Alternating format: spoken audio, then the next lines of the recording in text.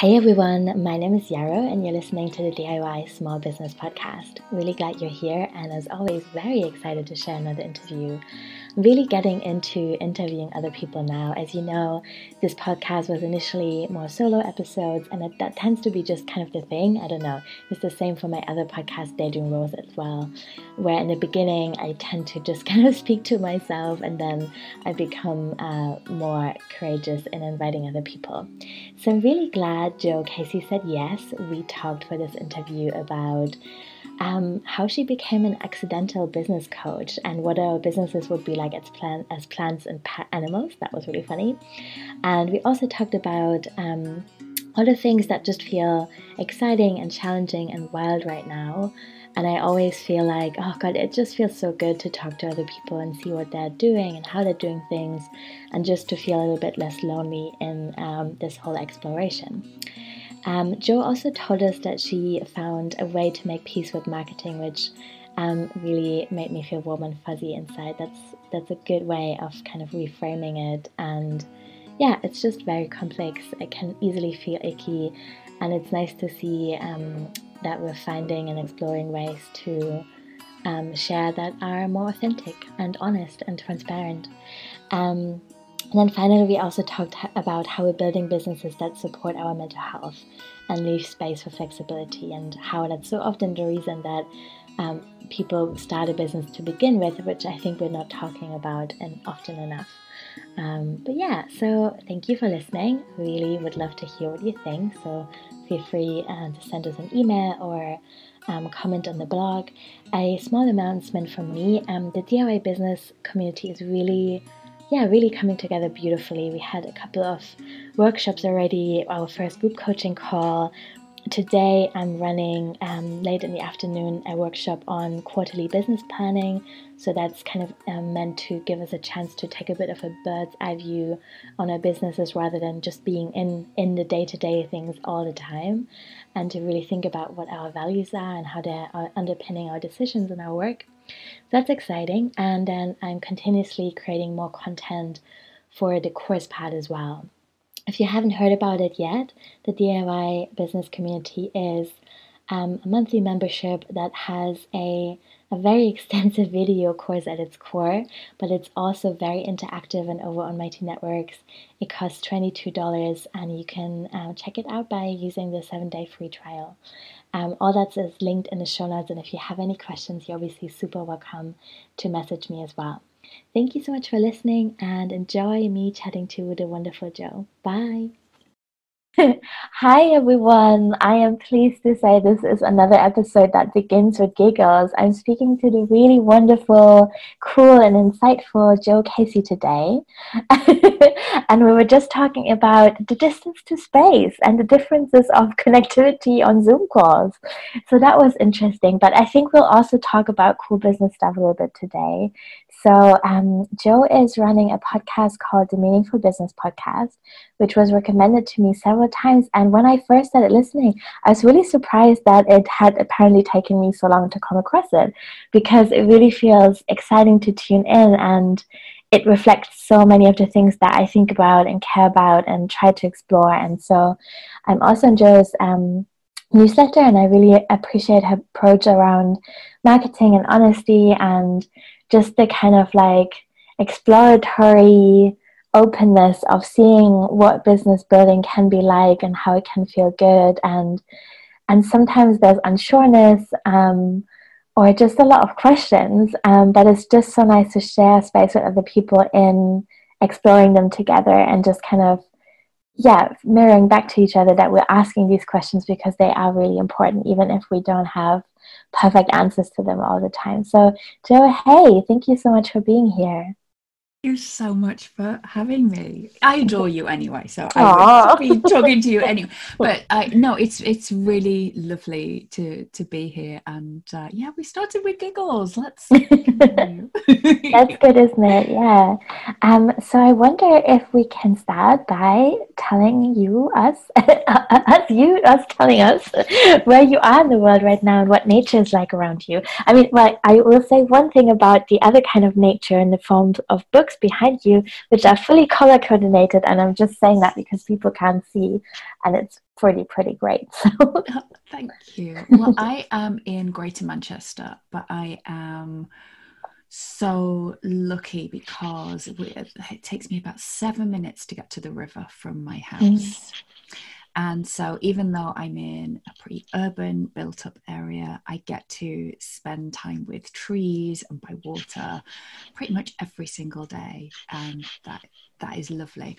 And so right now there are 2 quite big trees right outside of my window. One is deciduous, so it's just getting ready to shed its leaves because we're in September now. But the other one's a lovely evergreen fir tree. And so yeah, one of the things I love about being in the north of England particularly is how green it is, because we get a lot of rain. But that's that's the that's the silver lining of all the rain we get. We get to have this very lush kind of landscape.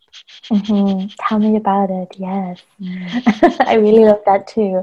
I would love to hear a little bit more about your business, about what it is that you're doing, and also maybe about the story behind that.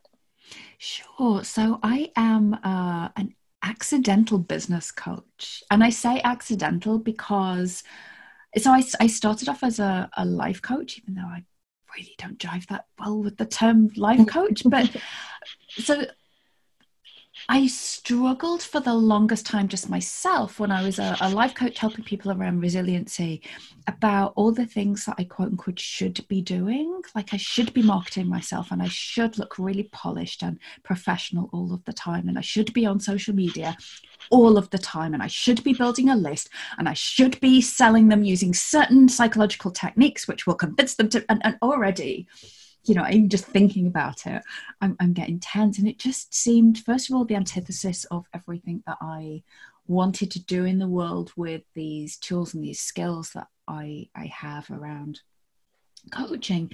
But also, it was exhausting. This whole thing of having to put on a mask and pretend to be somebody that you're not. I am not a shiny, upbeat, all of the time person. Most of us aren't. And I think if you are one of those types of people, then great. But for the rest of us, where does that leave us? And then the other thing that kind of is a recurring thing for me is we're so craving real connection, and we can't connect fully with people unless we can see the whole person. I'm not necessarily seeing you when you're 2 days before your period and you're eating chocolate and crying. We don't necessarily need to see that, but if you want to share that, fine, rock on. But this whole idea that we're supposed to tone ourselves down and fit ourselves into this really narrow little niche that is shiny and is pretty and is perfect, it's all about being positive and love and light, I just couldn't bring myself to do it. And so I found myself at this crossroads, whereas I want to do this work in the world and I want to be able to, thrive through it. I want to be able to, earn a living at the very least. And yet to do that, the only path that seems open to me is becoming this person that I'm not. And I don't think I could pretend to be, even for very long. So my choice is either I give it up or I find another way. And so being that I'm a bit of an awkward sod, I decided I would try and find the other way. And so was my business journey. And then about 5 years ago, I got to the point where I was feeling pretty burnt out on working with people around resiliency, because my work is pretty deep. I don't just kind of do, here are 10 tips too. It's a lot of holding space, and I was going through stuff. I was just tired, and I didn't feel like I was bringing my best to the work. And I was working with a business strategist who said, you should be working with coaches, because along the way, colleagues had asked me, well, how are you doing? And you seem to be doing okay. You're not having to do all of that really nasty, yucky stuff. And so I switched to moving with coaches, and then that opened up to working with healers. And now I basically work with anybody who is a service-based business, solo entrepreneur, but who just doesn't jive with the whole sell, always be closing, always be on social media, shiny, bright, happy. Because that to me is just, it is such a big turn-off. So Mm-hmm. I'm saying I'm an accidental business coach. I help people to find their thing in the world and the words to express it.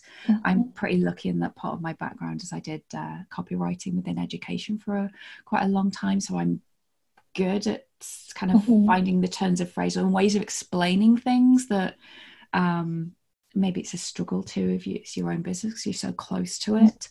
And also I love working with the big thinkers. So my people just generally don't fit into a small niche, and so I work with the concept that we have an umbrella that we work with. And so, you know, I've got clients who are multi-passionate aromatherapists and body workers who are also coaches. You know, that's one person. Or I've got a feminist writing coach, or somebody who works with women in midlife. So, you know, there are people who don't have these real like neat put it in a box kind of businesses, and I help them to be able to turn that into something really magical and sustainable for them. Yeah, that sounds really beautiful and open and playful. And I think it's so interesting, the niching thing, isn't it? That in some ways I feel at the moment that the most important thing is to create a space in which I can be myself, and then I can figure out what I want to offer, and that can shift and change. But it's, I was saying that to someone else the other day, it feels kind of more important to stay with myself and my truth and connect to my intuition than figuring out exactly who I'm talking to, because I'm actually open to talking to all kinds of people who would like to be in conversation with an authentic version of myself, if that makes sense. Yeah. So, that's really cool. And what are you most excited about offering at the moment? Like, what can we imagine your day-to-day life in that kind of work to be like? Well, at the moment, I mean, the last couple of weeks of filling I do a 9-month group program. I'm saying group program, kind of pausing because it's kind of a hybrid. So it's a monthly workshops which kind of take people through a lot of the foundational pieces for a sustainable business, totally yak free. So we do things like ethical sales and all of that kind of stuff. But then there's a one-on-one element of it as well. But the main thing that really just delights me and is just gorgeous and delicious is it's a circle of women. And the support that we kind of bake in and we really work to have there is it's just magnificent to witness. It's women helping each other to see the brilliance in themselves, you know, especially on those days when we forget or we just genuinely can't see it in us. To have people who are fellow travelers in your corner, not telling you what to do, but saying, you know, I get it. Sometimes they'll say, maybe, you know, I tried this and it worked for me. Have you thought about that? But a lot of the time it's about that, having those other people to kind of go, yeah, I've been there. I see it. I feel it too. And that's magnificent. So it's these lovely layers of kind of instruction and the one-to-one work and keeping people in action and this circle. That just delights me. And that's the main bulk of my work for the year. And then once that's done, I'm writing a book. I've actually got plans for 2 books in the next kind of few months. That's exciting and scary. And I'm off to Toronto to run my first overseas workshop this week, which sounds ridiculous. I have to say, there's still part of me kind of go, what, you? But that sounds, I'm really looking forward to that as well. So there's lots of, my business is very organic in the way that it grows. I mean, yes, I plan things out as a kind of thought exercise, I think.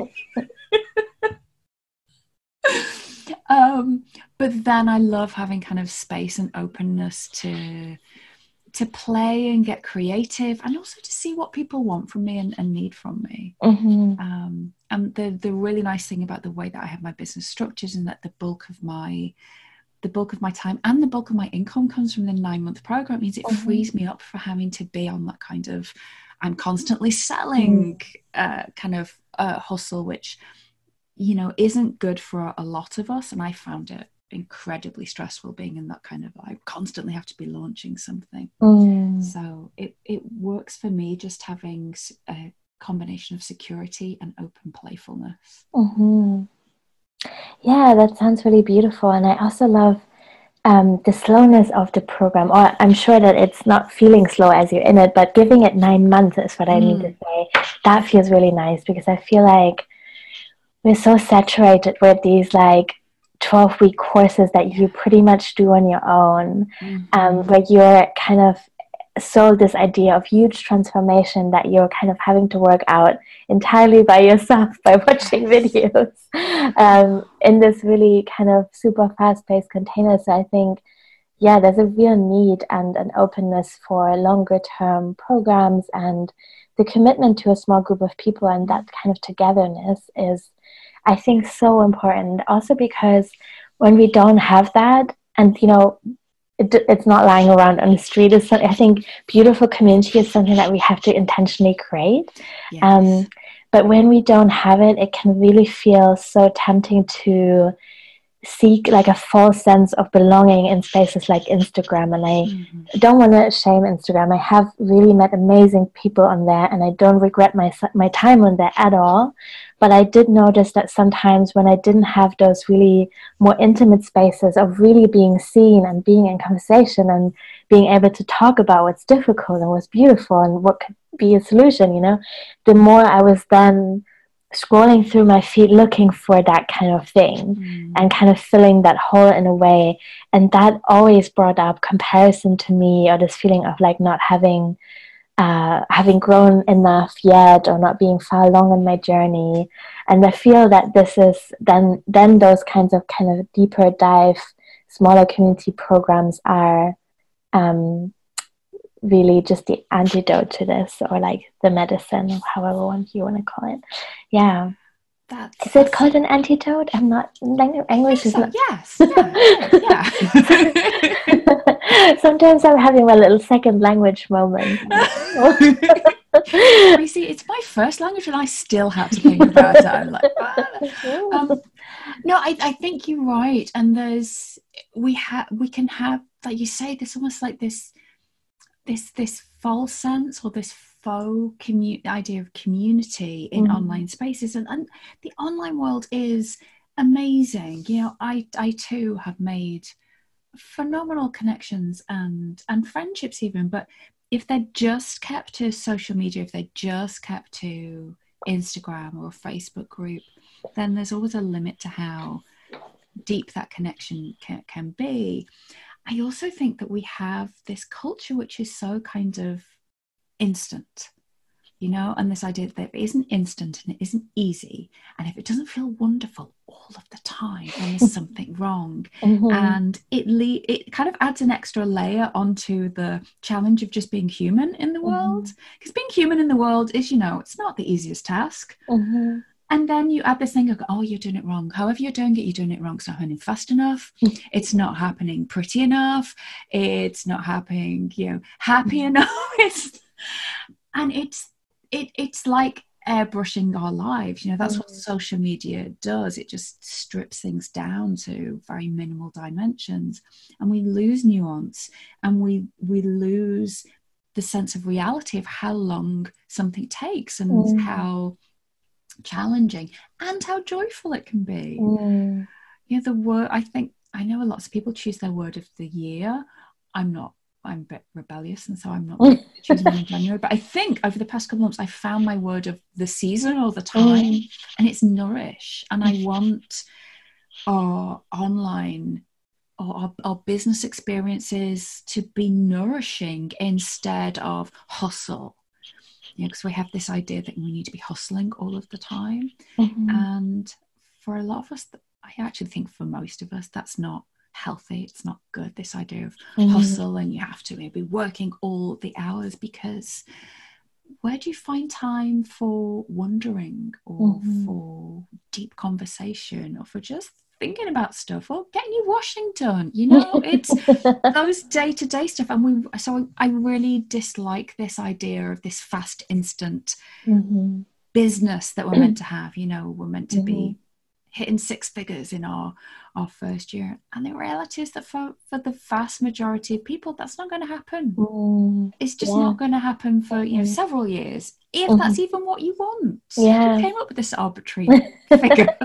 Yeah, totally. I think it's just we hardly ever see the backstories and the labor that people have poured for years and years until they become what we then see as an overnight success. And it just creates so much pressure for everyone who witnesses that. And I think it's so human to be affected by it and really hard to step away from it. Like I'm noticing now how I'm away from social media for 3 weeks now, and I'm still hearing, as I'm in the bath or I'm going for a walk, sometimes these echoes of the stories that we're telling and retelling on social media a lot. And there's many things I miss about it. And I also want to say that sometimes I'm nervous about being forgotten, for example, or of like missing out on some kind of creative input that would inspire me in some way.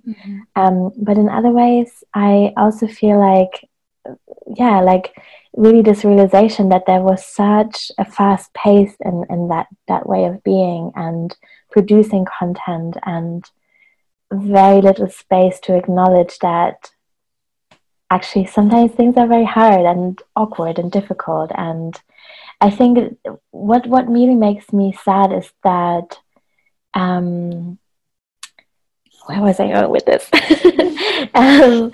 Just the reality of how algorithms work. I feel so blessed about a lot of technology that we now have, and like a really deep embodied gratitude for how we can reach out to people, how we can create our own media. I know you're podcasting as well, so it's like we get to record conversations with other people now and then share them with lots of other people, and it's so cool, and we don't have to be in the same space, and it's pretty low cost. I pay a bit for my podcasting, but overall it's doable. We can do it, and that's so exciting. But social media algorithms, oh man, they really suck. And it's hard to ignore them. They're just what they are. Yeah. I wondered, if your business was an animal or plant, what would it be?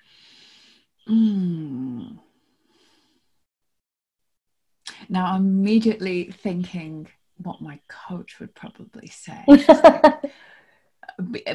Which is because there's also that kind of self-perception plus the perception of others have about you. So I'm thinking of a violet, like a creeping violet. That's what I think would be my because it's always kind of a little bit under the radar. You could almost miss it if you weren't careful, but it smells so sweet when you kind of take the time to have a look, and they're pretty tenacious as well. Now I'm thinking that maybe some of my colleagues, the women that are in my circle and help to hold me up, they would be saying, no, it's something bigger, and you don't realize how big it is and the impact that you have. But so I don't know, but yeah, for me it'd be a real sweet smelling violet, this tiny little tenacious, blink and you'd almost miss it. You could easily miss it kind of walking underfoot, but it's there, and it's got kind of tendrils out. Yeah. How about you? I'm curious about what yours is. Oh, I want to admit I haven't prepared for this. I thought that was a very smart question to ask, and now I'm like, ooh. I think as a person, and I'm kind of trying and thinking at the moment about not compartmentalizing myself away from my business so much, because it's really just me, and that's the beauty of it, but it's also the challenge. And anyway, I think as a person I kind of identify with koala bears a lot, with how they move and live their life. And I think they are very sensual and slow, and they love food and rest. They also love community and cuddles. I love how that they hang out with their babies on their back. But yeah, I'm really resonating with their slowness, I think. And I imagine that they still have things to say, even if they don't hang out in the clearings of the jungle a lot. They're probably in their trees and their cozy spots a lot of the time. but I would hope that they still come down with cool stuff every now and then. Yeah, I'm thinking that they must be pretty wise. They're good observers of the world as well. I want to hang out with the koalas.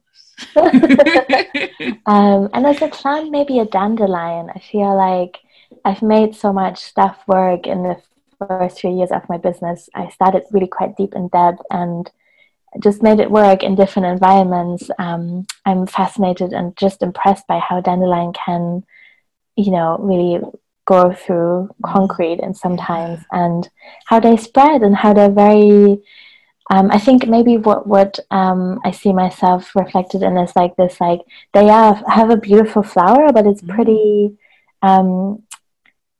straightforward. It's pretty simple in a way, and I that's how I love and to work with tags. I really just love simple, beautiful things that just work well and that are made to last. They're not just setups that you're gonna have to renew in half a year or something. And that seems like a dandelion kind of thing to me. Oh, I love that. I'm thinking of the dandelion clock as well. That kind of that, and it's so beautiful. But there's a real elegance to the way that, though, because it's almost like this little bomb that kind of goes off and spreads everywhere in the most beautiful way. I'm making lots of hand gestures, podcast listeners, that you cannot see. Oh, I love that. I'm a bit jealous of your We can totally share that. You can have some dandelion in your business. Oh, thank you. What are you most excited about in being an entrepreneur at the moment? So about 18 months ago, around about the time I was having a bit of a nervous breakdown, like that, and I'm not saying that as a kind of a euphemism. I was genuinely having a nervous breakdown. I was not in a good place. But one of the things that kind of I clung on to as I was kind of coming back was, it's partly connected to the whole idea of that, well, I'm not kind of shiny, I'm not bright, I'm not upbeat all the time. I do have mental health challenges, and I can see lots of other people who have similar kind of challenges or similar kind of makeup and patterns. I think entrepreneurship appeals to us in a way because the traditional world of work doesn't necessarily work that well for us. It certainly wasn't set up for folks like me, but then kind of turn that around and go, okay, so how can we turn that into a feature rather than a bug? And so it's really kind of grown in strength, this idea that, do you know what? I am not going to let this quite young, fresh, online technological business space, or technology-driven space, I should say, be dominated by these kind of very macho, I'm going to spend, $10,000 a month on Facebook ads, marketers. I'm going to do, all these ads about how I can totally change your life in just 5 minutes. And I don't want them to be the ones who get to dominate it. And what if the rest of us got to say, oh no, we get to define this too, because it's still emerging, it's still being defined. And so what excites me is the fact that there are all of these people, it's like these little dots all over the world, kind of a connecting up. And we're all these fellow travelers are kind of saying, okay, well, how about if we do it this way? Have you tried doing it that way? And almost embracing the fact that there is no one way of doing this. So stop pretending that there is, bro marketer dude. And how about we actually get to define this the way that we want to, in a much more human way? Because if we've taken this idea that, late stage capitalism, that the idea that, resources are there to be exploited. If you think about the whole climate crisis, that's come about because as humans, we had this stupid, naive, selfish idea that the Earth's natural resources were there to be exploited to depletion. And the capitalist kind of work ethic idea is that, oh, well, your workforce are also people to be exploited. Like, how many hours can we get? If we didn't have employment law that says there's a limit on how many hours people can work, do you honestly think that we wouldn't have like 12 15-hour days and people sleeping under their sewing machines like they do in some parts of the world? Of course we would. We are not great as humans, as kind of, when we come at it through that lens of people are just resources. And so if we want to do our lives differently, and we can use having our own business as a vehicle for that as well, then we have to look at it totally differently. We cannot see ourselves, being our main resource, as something there to be exploited to depletion. And that's where I was 18 months ago. That's where burnout comes from, and that's what hustle culture tells us. And so what really excites me is the idea, okay, well, we can use this technology, we can harness it, and we can harness the ideas of all of these other fellow travelers to say, how can we do this in a way that is going to work on a human scale, that is going to be sustainable, not just environmentally, but also energetically, financially, emotionally. How can we do that? Let's do that. That really excites me, this idea that I did this project a few months ago called the Messy Meaningful Business Project, and it was just about gathering together fellow travelers to share their experiences, to share what had worked for them, what hadn't worked, a bit about their business journeys, in the with the idea that these things are messy, they're not neat, they're not pristine, they're certainly not perfect. And what can we learn from that? And what can we share that will be of use to other people along the path? That excites me a lot. Yeah, me too. And I wonder then, what feels challenging to you at the moment? What kind of big questions are you sitting with? So the big questions are things like, I talk a lot about this concept of feminine conditioning, like who particularly I work predominantly with women, and there are some challenges there that come with going against our conditioning. And our conditioning for women generally is around things like, don't be too visible, don't take up too much space, be that physical, be that socially, don't be too opinionated, dial it down. And there's, there is a thread in the online world around trolling, and even if it hasn't happened to you individually, then there's already an inbuilt fear in the system, because we know what happens to opinionated women, or women who get too big for their boots, and things like that. And so how we kind of approach all of that, how we address our feminine conditioning, how we work with the challenges that brings with it, that feels hard sometimes. That feels like a challenge, not that it's insurmountable, but that it's challenging. And in all honesty, the world also feels hard.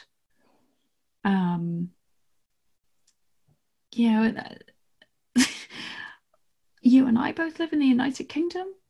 It's a shit show right now.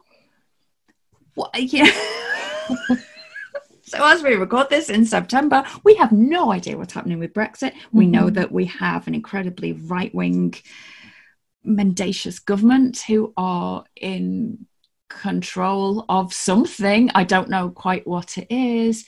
And there's that whole kind of polarization. There's a real viciousness that's around. There's a real kind of, I'm heartsick, at least at some point during pretty much every day, just about some of the things that go on in the world. And I struggle with that. How much do you expose yourself to it in terms of news and staying aware? And then how much do you protect yourself from it, and how to be engaged and still useful from an activist or even just good human point of view, compared to, I just want to run away and pretend none of this is happening. That is, I think that's one of the most challenging things that I find. Where is that line? Where is that balance? And it's very much a swirling sand of crap. It's really, seriously, it's really hard. It's also that sense of there's so much kind of pain and suffering in the world and immediately around me, and I am just one person. And this whole dichotomy of what social media has done, and this idea of bringing us together, it's actually polarized us even more, and that's such a hard nut to crack. And I don't have any answers. I have lots and lots of questions about it. Yeah, that feels hard and challenging. Yeah, it is, definitely. Thank you for sharing. I wonder, and this is maybe something that we will only touch on a little bit, or like, go as far and wide as you like. I'm just saying, I understand it's another really big question, and I'm not really expecting you to have like a perfect answer to it. But I'm wondering what your relationship to marketing is like at the moment, and how that has changed over time. I think I've made peace with it of sorts. So it's interesting because my coach will quite often say to me, your business is so meta. Because I teach the stuff that I also find challenging, you know? So it's and that's why the 9-month program that I run isn't just, I'm going to teach you the steps, I'm going to teach you some strategy. There is some strategy there, but I'm always really interested in, okay, so we can know the strategy, or a strategy, and we can decide on which strategy is going to work for us, because there's never a one size fits all. But then how do we make sure we implement that? How do we make sure that we keep committing to showing up? How do we market if we're, I don't want to give Mark Zuckerberg and Facebook any of my money and time, and I know that every minute I spend on Facebook is, because we are the product of it. So I've definitely got better at the showing up, and the showing up consistently. And so the way that I kind of frame marketing for myself, and the way that I find works most effectively, is it's a conversation. And I am not somebody who's going to be on social media every day, sending an email out to my community every day, unless I have something to say. And I'm okay with that.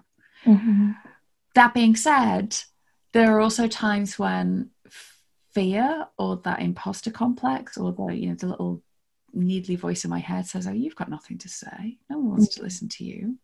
And so the challenge is knowing how to decipher which is, oh, I genuinely don't think I've got anything to say, or fear is telling me I've got nothing to say. So I've definitely got better at showing up more consistently, sharing my opinions, telling people how I can help them, if they're the right person for this, if they're telling them that the benefits of the work that I do, really standing by my body of work. And also to kind of go, do you know what, I don't want to be adding to the noise. So if you get a podcast from me every 2 weeks, I'm fine with that. I don't need to be doing one every week. If you don't get a newsletter from me for 3 weeks, don't fret. The next one will usually, hopefully, have something useful. And if not, I'd just be telling you about my day out with the kids, because it's in school holiday. So I've got much better at kind of owning my authentic voice. That sounds terribly coachy. No, but yeah, it is true. And just coming and give myself permission to come at it from a very genuine and human place. One of the biggest breakthroughs, I suppose it's actually a recurring breakthrough, is the more I show up as myself, even though that voice in my head says people don't want to hear about your breakdown, or your anxiety, or this conversation that you had with this person, but but the more I do share the actual kind of honest, unpolished version of, this is what I found that works, this is what didn't work for me, this is what does work for other people. Sorry. That's okay. I have it though too. I can dive on the background. But the more people respond, and that, that's the thing. I always wish I could go back and tell the me of 5 years ago, terrified of kind of showing up authentically. And that is what I teach my clients now. It's like, this will feel counterintuitive, because all of our culture says you have to be a certain way to be acceptable. But in reality, the more you can show up as you and share genuinely what you have to offer people, then the more people are going to respond. Mm-hmm. Yeah, it's very true. And I so relate to it also being sometimes counterintuitive. I feel like I'm still in my 5th year bumping up against that all the time, and maybe a little bit longer, but I'm kind of like really, really ready to let it go. It's going to be great. Yes. That also brings me to my last question is, what do you wish you had known sooner? It takes a lot longer than any of these marketing people trying to sell you a course tells you it's going to be. It takes longer for a few reasons. It was just going to take you a lot longer to find your voice and to find your way of doing. And it's always going to be trial and error. There is no one way. There is no one course you can buy, one coach you can hire who is going to give you that kind of that shortcut to finding that. Yeah. And I really wish it would have just taken a lot of the pressure off myself early on. But also, if I can have a second one, yeah, a lot of the things that I think we're told are moving us forward are actually just keeping us spinning in the same place. So like doing a load of stuff on social media, if you haven't actually decided or discovered or dug into what is it you have to say to people, you know, what is your thing, what's your message, that's just taking up a whole load of time. Oh, and you don't need a logo. Yes. Yes. I mean, I love my logo, but I didn't get that till I was like 2-3 years in, and I adore it now. But I can remember spending weeks and weeks and weeks just agonizing over what logo to have. It really doesn't matter. A logo is not a business. It is incredible how much headspace a logo can take up. I have recently interviewed someone, this must be like 2 or 3 episodes back, I think, about flexible branding. That made a lot of sense to me. It was a lot about just like feeling and thinking about the colors that you really enjoy and the kinds of fonts that you think illustrate your message. But other than that, just keeping it pretty simple, you know? Yeah, so that is fantastic advice to your younger self, I think. Thank you. Please tell us what you're currently offering and where people can find you if they want to know more. Well, depending on when this goes out, the group program that I was talking about is called the Supernova Collective, and that starts on the 1st of October. And that's an annual thing. Other than that, I have something called the Meaningful Biz Academy, which I'm going to be revamping once I've had the launch of the Supernova done, which is it's a community project, and it's about how you can get some of that support and that kind of circle, and also some of the kind of in-time strategic advice. But with that, if you don't have the resources or without the time and the money investment to hire a coach kind of full time, and that's just really lovely. You get, you know, there are some courses in there. There's a membership community, and there's courses in there, and there's a community that goes alongside that. But then we also have monthly co-working, and we also have monthly group coaching. It's just lovely. We just like to hang out and love on each other and to kind of do loads of strategic stuff. I do have an option for people to work with me one-on-one. Again, that's in the process of being revamped at the moment, but you can find details of all of that at joecasey.com. And I do hang out on Instagram. Instagram is probably my favorite, I suppose, social media platform. Oh, I even hate the word platform. I'm Jo Casey B on Instagram, and come and say hi. Yeah, cool. Thank you so much, Jo, for everything that you shared and for telling us more about your story and your perspectives. It was really, really beautiful to talk to you, and I'm excited to share this with everyone. And we'll also link to your links in the show notes, so if anyone didn't catch that they can totally check it out there. Thank you. Thank you for having me. It's been lovely.